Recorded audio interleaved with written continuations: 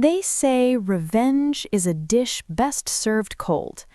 I never understood what that meant until the day I watched my ex-husband beg for mercy in my boardroom, 10 years after he destroyed my life for a woman half his age.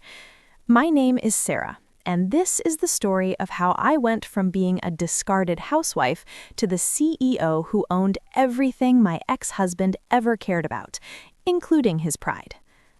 10 years ago, I had what I thought was the perfect life. Michael and I had been married for 8 years. We met in college, fell in love over late-night study sessions, and shared dreams of building something beautiful together. He was my best friend, my partner, my everything. We lived in a comfortable suburban home with a white picket fence, exactly like we'd always planned. I had given up my career as a marketing consultant to support his ambitions.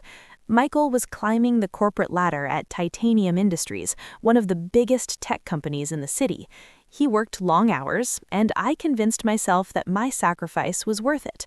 I was building our home, planning our future, dreaming of the children we'd have someday. "Sarah, you're amazing," he'd tell me, kissing my forehead as he left for another late night at the office. "I couldn't do any of this without you." I believed him. God, I was so naive. The signs were there, but I was too blinded by love to see them. The late nights became later, the business trips became more frequent, the way he'd smile at his phone and quickly lock the screen when I walked into the room, the new cologne, the gym membership he suddenly cared about after years of me begging him to exercise. "You're being paranoid," he'd say when I gently asked about it. "I'm working hard for our future, Sarah, for us." Our future? What a cruel joke that turned out to be. It was a Tuesday evening when my world shattered. I remember because Tuesdays were supposed to be our date nights, a tradition I'd been desperately trying to keep alive. I had spent the entire day preparing his favorite meal, wearing the dress he'd bought me for our anniversary, hoping to reconnect with the man I married. He came home 3 hours late. "Michael, the food's cold," I said, trying to keep my voice light even though my heart was breaking. "I can reheat it if you—" "Sarah, we need to talk."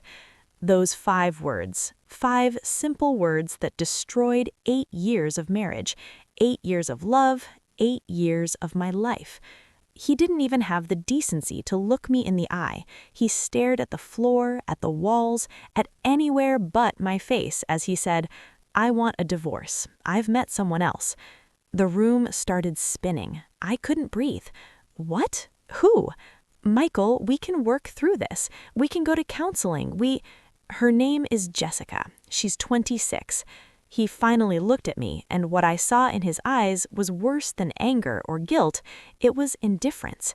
"She makes me feel alive, Sarah. She's exciting, ambitious, young. She reminds me that I'm still living, not just existing." 26. I was 34. Suddenly, I felt ancient. "So what am I then?" My voice came out as a whisper. "What were these 8 years?" "You're a wonderful person, Sarah, but you've become comfortable, domestic. Jessica pushes me to be better, to want more. She's a junior executive at my company, brilliant and driven. She sees the world the same way I do." A junior executive. He was leaving me for someone he worked with, someone he probably supervised. The cliché of it all would have been funny if it wasn't destroying me. "I supported you," I said, my voice breaking. "I gave up my career for you. I built this home for us. I believed in you when no one else did. And I'm grateful for that, Sarah. Really, I am. But gratitude isn't love, not the kind of love I feel with Jessica." He moved out that night, packed his bags while I sat on our bed numb, watching the life I'd built crumble into dust. He left his clothes, his laptop, his awards from work. He left behind the photo albums, the wedding gifts, the promises. He left behind me. The divorce was brutal. Michael's lawyer was aggressive, painting me as a gold digger who had never contributed to our marriage. The fact that I had no recent work history was used against me. The judge was sympathetic but practical. I got the house with a mortgage I couldn't afford, a small settlement, and alimony that would barely cover my basic expenses. Michael married Jessica 3 months after our divorce was finalized. 3 months. They had a lavish wedding at a 5-star resort. I saw the pictures on social media before I finally blocked him. Jessica in her designer wedding dress, looking radiant and young, and everything I apparently wasn't anymore. Michael gazing at her like she was his entire world, the same way he used to look at me. I fell apart. I won't lie about that. For 2 months, I barely left my house. I cried until I had no tears left. I questioned everything about myself. Was I not pretty enough? Not exciting enough? Not young enough? I looked in the mirror and saw a failure, a woman who had been so easily replaced. My friends tried to help. "He's an idiot, Sarah. You'll find someone better." But their words felt hollow. My sister visited and found me in the same pajamas I'd been wearing for 3 days, the house a mess, bills piling up unopened on the kitchen counter. "Sarah, you need to snap out of this," she said, her voice firm but kind. "You're letting him destroy you. Is that really what you want? To prove him right? To become the sad, discarded ex-wife?" Her words stung because they were true. I was destroying myself over a man who moved on without a second thought, a man who was probably laughing about me with his new young wife. That night, I made a decision. I was done being a victim. I was done crying over someone who didn't deserve my tears. If Michael wanted to see me as old, boring, and forgettable, I would show him exactly how wrong he was. I would show everyone. The next morning, I woke up at 5 a.m. for the first time in months. I showered, did my hair and makeup, and put on the one professional outfit I still had from my old career. Then I sat down at my laptop and started researching. The marketing industry had changed dramatically in the 8 years since I'd left it. Digital marketing, social media strategy, influencer partnerships, analytics tools I'd never heard of. I felt overwhelmed, but I refused to give up. I spent 12 hours a day learning, taking online courses, earning certifications, rebuilding the skills I'd let atrophy. I sold the house. It hurt, letting go of that last piece of my old life, but I couldn't afford it and I didn't want the memories. I moved into a tiny studio apartment in the city, the kind of place college students rent. My monthly expenses dropped dramatically, and I could focus every ounce of energy on rebuilding myself. 3 months later, I landed my first freelance client. It was a small startup that couldn't afford a real marketing agency, but they took a chance on me. I poured everything I had into their campaign. I worked 18-hour days, learning and adapting and innovating. The campaign went viral, tripling their customer base in 2 months. Suddenly, I had a portfolio. Other startups started calling, then small businesses, then medium-sized companies. I was good at this. Actually, I was better than good. I realized that all those years of supporting Michael, of understanding people, of building a home and managing a household, had taught me more about human psychology and needs than any textbook ever could. I understood what people wanted. I understood how to reach them, and I was hungry in a way I'd never been before. Within a year, I had enough clients to start my own agency. I called it Phoenix Marketing Solutions. Rising from the ashes felt appropriate. The first 3 years were hell. I lived on coffee and determination. I had no social life, no dating, no distractions. Every rejection fueled me. Every success drove me forward.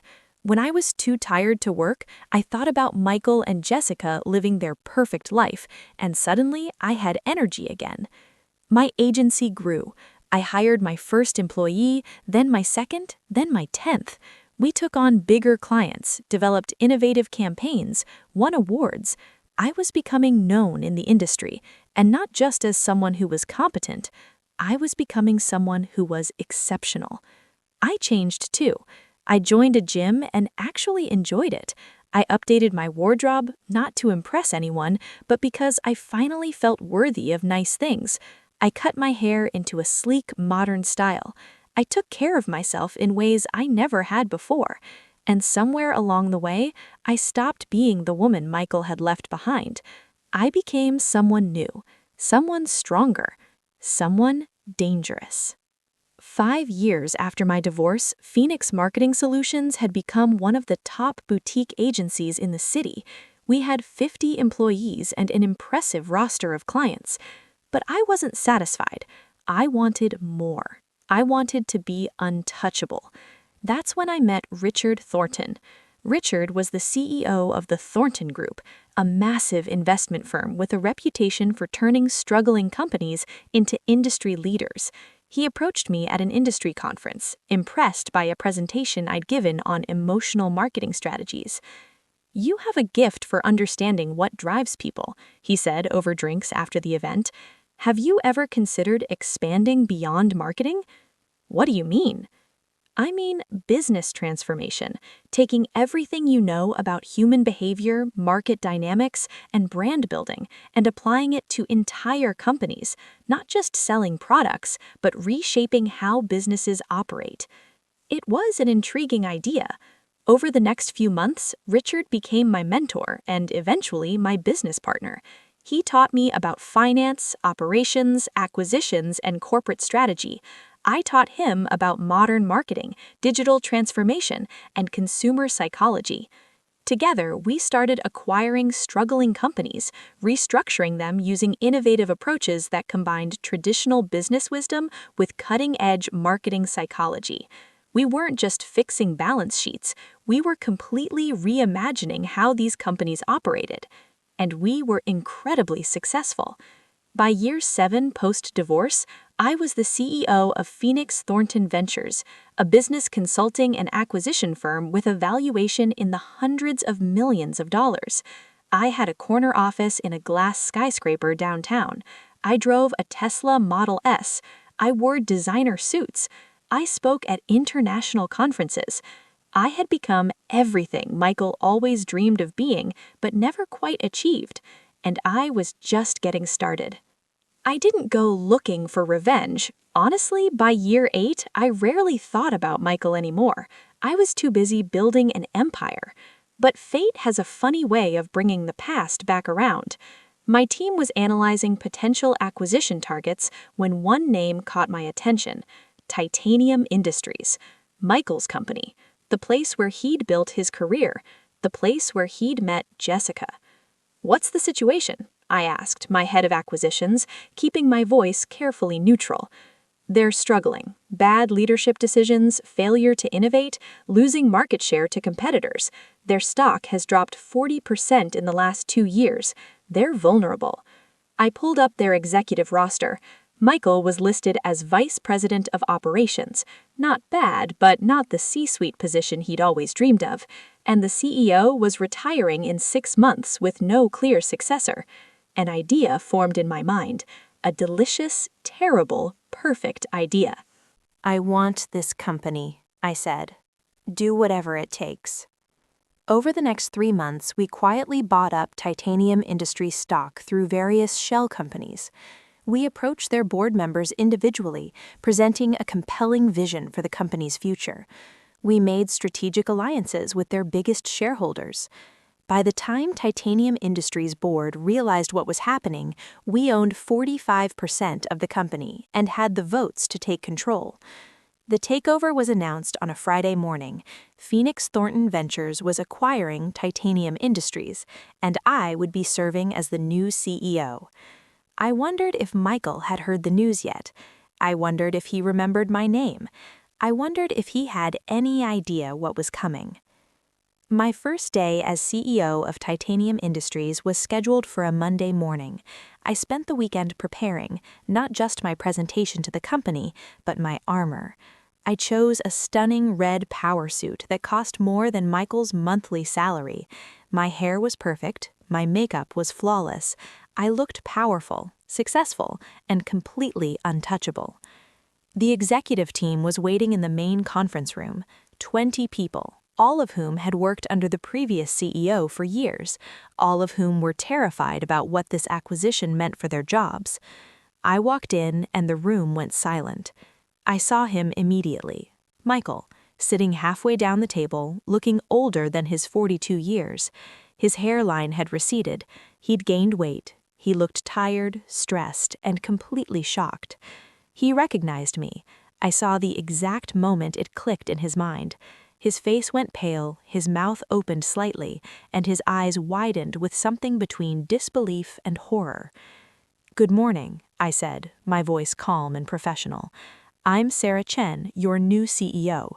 I'm excited to work with all of you to transform titanium industries into the innovative leader it should have been years ago." I didn't look at Michael as I spoke. I addressed the room, laying out my vision, my expectations, my standards. I was professional, confident, and clear. This wasn't personal, this was business. But it was also deeply, satisfyingly personal. After the meeting, Michael lingered as others filed out. When we were alone, he approached my seat at the head of the table. "Sarah," he said, his voice uncertain, I had no idea you were in business. I mean, I'd heard of Phoenix Thornton Ventures, but I never connected. I didn't know it was you." "Why would you?" I met his eyes with a cool smile. "You stopped keeping track of me 10 years ago." "Sarah, look, I know things ended badly between us." "Badly?" I laughed, and it wasn't a kind sound. "Michael, you destroyed my life, married your mistress, and never looked back. I'd say badly is an understatement." He had the decency to look ashamed. "I was wrong. I've known that for years. Jessica and we're divorced now, 3 years ago." "Oh, this was delicious. I'm sorry to hear that." "No, you're not." He gave me a sad smile. "And you shouldn't be. I don't deserve your sympathy. What I did to you was unforgivable. But Sarah, seeing you now, seeing what you've become, I'm genuinely happy for you. You're incredible." "I always was, Michael. You were just too busy chasing youth and excitement to notice." He flinched. "You're right. I threw away the best thing in my life because I was an idiot having a midlife crisis. I've regretted it every single day." "Good," I said simply. "Now, let's discuss your future at this company." His face fell. He knew what was coming. "I'm not going to fire you, Michael. That would be too easy, too clean. Instead, you're going to work under me. You're going to watch me transform this company into something extraordinary. You're going to see exactly what you gave up every single day, and you're not going to be able to do anything about it except watch." "Sarah." "That's Miss Chen to you, Michael. We're not old friends. I'm your CEO. You'll report to me, follow my orders, and if you perform well, you might keep your job. If you don't, well, I'm sure you can find work somewhere else, though I imagine my reputation in this industry might make that challenging." I stood up, gathering my materials. "First executive meeting is tomorrow at 8 a.m. sharp. Don't be late."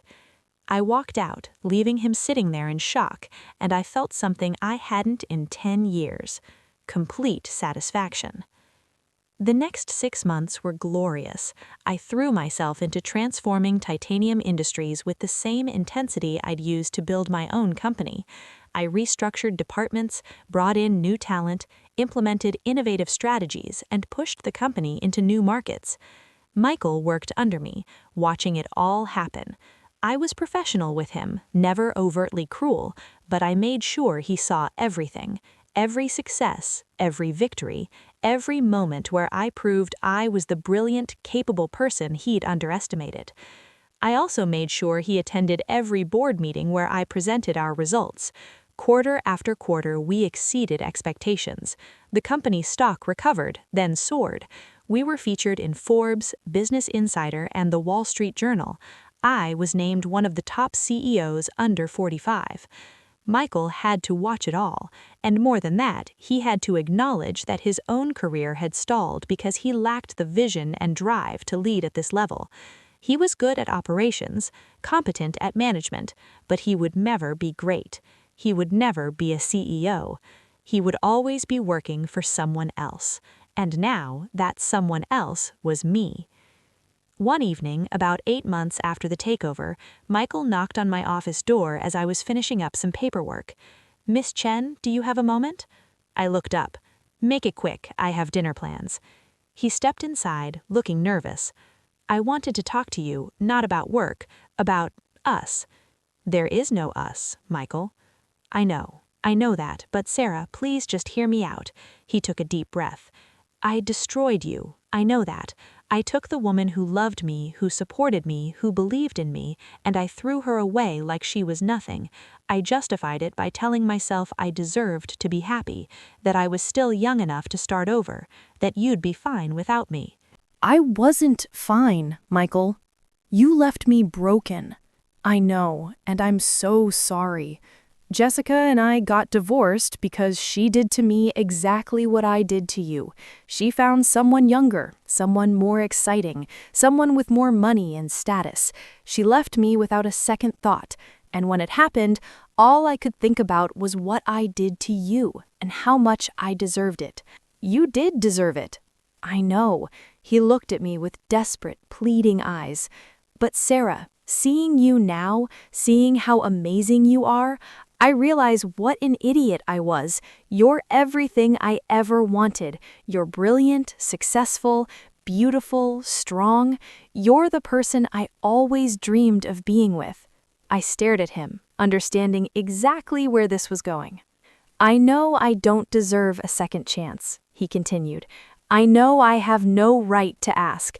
But Sarah, we were good together once. We loved each other. And maybe after all this time, after everything we've both been through, maybe we could... No. The word hung in the air between us. Michael, let me be very clear. I don't love you. I don't even like you. What I feel when I look at you is satisfaction that you finally understand what you threw away. But that's not love. That's not even forgiveness. That's just closure. Sarah, please. You were right about one thing 10 years ago. I was comfortable. I was domestic. I had settled into being your support system instead of being my own person. And as much as it killed me at the time, you leaving was the best thing that ever happened to me because it forced me to become this. I gestured to my office, my success, my life. You didn't break me, Michael. You freed me. I still love you. No, you don't. You love the idea of me. You love the successful CEO, the woman who's been featured in Forbes, the woman who took over your company and turned it into something extraordinary. But that's not love, Michael. That's just regret mixed with ego. You want me because you can't have me, because I'm proof that you made the worst mistake of your life. He opened his mouth to argue, but I held up my hand. Here's what's going to happen. You're going to keep working here, doing your job well, until you find a better opportunity somewhere else. And you will find one because, despite everything, you're good at what you do. But this company has gotten too successful for someone of your level. You're going to be naturally pushed out as we bring in more senior talent. It's not personal, it's just business. You're forcing me out. I'm letting natural consequences happen.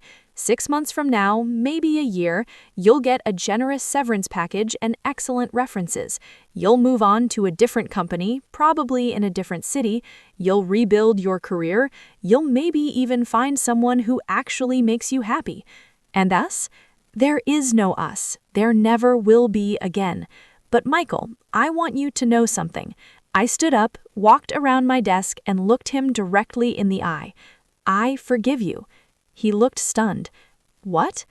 I forgive you for leaving me, for choosing Jessica, for breaking my heart, because if he hadn't, I would have spent the rest of my life as someone's support system instead of building my own empire. So thank you, Michael.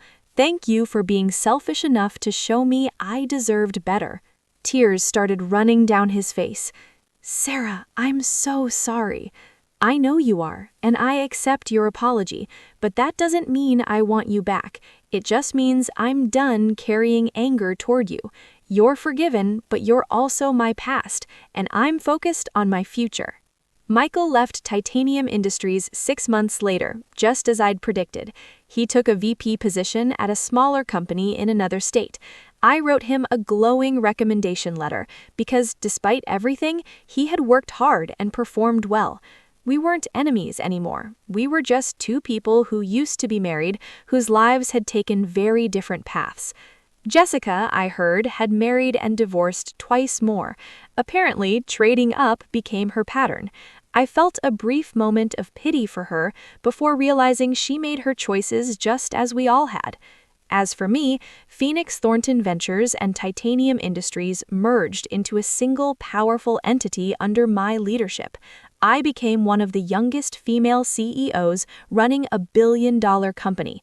I've been featured on magazine covers, invited to speak at prestigious events, and approached by venture capitalists wanting to invest in my vision. I eventually started dating again, carefully and selectively.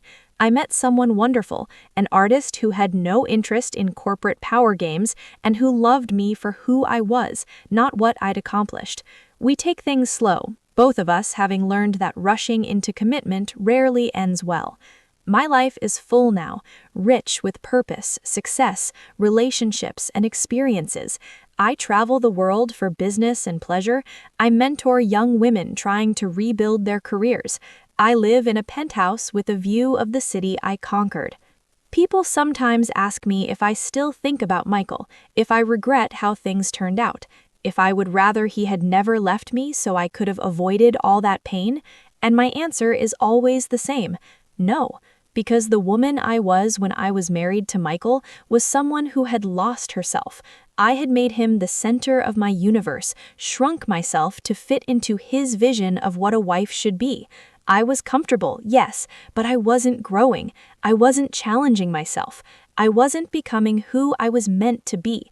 Michael leaving me was the catalyst I needed to discover my own strength.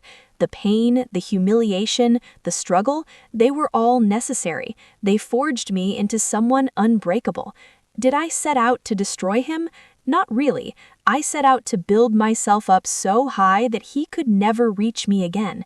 His destruction was simply a natural consequence of my success. He stayed stagnant while I soared, and eventually the distance between us became so vast that he couldn't help but feel small. That's the thing about revenge. The best kind isn't about tearing someone down. It's about building yourself up so spectacularly that their betrayal becomes irrelevant. It's about proving that their worst decision was underestimating you. Michael thought he was trading up when he left me for Jessica, a younger woman, more exciting, more ambitious. But what he didn't realize is that I was always capable of being all those things. I just needed a reason to unleash it, and he gave me that reason. So yes, my husband left me for a younger woman. Yes, it destroyed me for a time, but from those ashes, I rose higher than he ever imagined possible. I became a CEO, not to prove anything to him, but to prove everything to myself. And as for destroying him, I didn't have to. He destroyed himself the moment he walked away from someone who would have stood by him through anything. The universe has a way of teaching us lessons. Michael's lesson was that youth and excitement fade, but character and loyalty are forever. Mine was that I am capable of far more than I ever dreamed possible as long as I believe in myself. 10 years ago, I thought my life was over. Today, I know it was just beginning. To everyone out there who's been betrayed, left behind, or told they're not good enough, you are. You are enough. More than enough. Sometimes the worst thing that happens to you is actually the push you need to become extraordinary. Don't get mad. Don't just get even. Get better. Get stronger. Get successful. And let that be your revenge.